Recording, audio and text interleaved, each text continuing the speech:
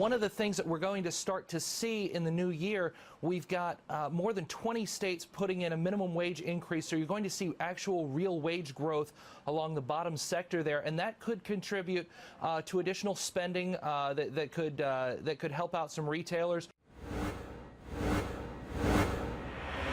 The American dollar is getting stronger every day. A 5% GDP growth in the third quarter may not have impressed some, but it's still a sight better than most developed countries around the world. And now there's a new Congress in the mix to either make it all even better or muck it all up again. Welcome back to MidPoint. Chairman of the Society to Advance Financial Education, a nonprofit dedicated to the advancement of financial education and literacy for everybody, Steve Beaman joins us. Steve, first time I've seen you this year, so Happy New Year. Welcome back. Well, Happy New Year to you, and thank you for that glorious introduction.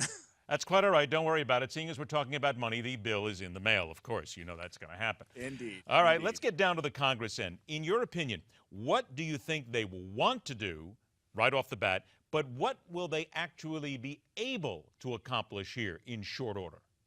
Well, clearly they were going to go after the Keystone Pipeline, but with oil prices now down below 50, I'm not sure that will really hit the agenda as hard. I think what they'll try to do is reignite some of the bills they put forward in 2014 related to regulatory changes, a little bit of tax modification. Certainly corporate income taxes will come high on the agenda. Obama is going to have to give on some of it. He's been talking about wanting to work with this Congress. He's going to have to meet them in the middle, certainly on the corporate tax issue as well as the regulatory issues. Is it fair to say that because of oil prices right now, I think you mentioned this, that with the Keystone Pipeline sitting here, if the president then says no, which he very likely will, or 50-50 shot, it won't impact him as much, at least in the political arena, in the media arena, because people are going to look and they're going to say, he said no, but wait a minute, my gas price is still $2.15 a gallon. Yeah, there's no question about that. The psychological effect of gas at this price is really to negate the interest of the general consumer in the Keystone Pipeline.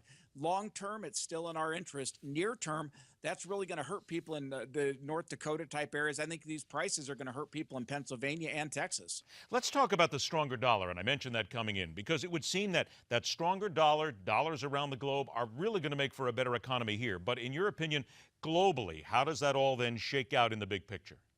Well, the strong dollar has an effect of making U.S. exports a little less attractive, but U.S. imports a little more attractive. So it benefits the consumer, which again is part of the reason we saw that 5% growth. I think they want to maintain the value of the dollar over time. Its position as the world's reserve currency is predicated on that. And so a strong dollar helps keep that going rather than losing out to this composite basket of currencies that they want to move to in the International Monetary Fund. Let me go ahead overseas now to Greece, because the Euro countries are taking a very tough line on what is happening in Greece. I mean, this is a country that's been in trouble for quite some time.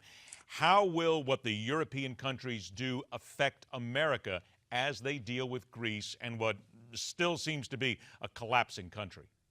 And that is a fabulous question because we deal so much with relevance of these issues. But right now, Greece is badly in debt. They were bailed out by the European Union, very specifically the Germans, and they've come out recently with a new political party that's far to the left saying if they get power, they're going to ask the Germans to forgive half of that debt. Well, that has the Germans very upset. They've threatened to kick Greece out of the European Union, which could spell the unraveling of the European Union. Now, the effect on that to the United States depends how it breaks up.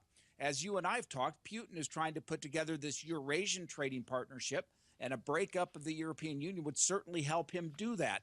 By the same token, Germany, France, and England would retain their trading partnership with the United States, most likely. And so we wouldn't see a huge impact from it, but it would create great instability in the global currency markets. 15 seconds. When you talk about that Eurasian partnership that Putin is putting together right now, quietly, do some people laugh and say, come on, seriously, let's get They do now because of his blunder in Ukraine. That has really hurt him trying to put that together, which seemed like a possibility a year or two ago, now is getting a real look again to say, well, maybe not. It's okay. He'll pull his shirt off. He'll take another picture, and everything will be fine in Russia. We know that'll happen. I'm not doing that, I'll tell you that. No, please, Steve. We weren't trying to give you an idea here, really. It's okay. Steve Beaman, always a pleasure, my friend. Thanks so much. We'll talk again. You're welcome. Happy New Year to all of you at Newsmax. Take care, buddy. Other side of the break, telling it like it is, Chris Christie and you football fans.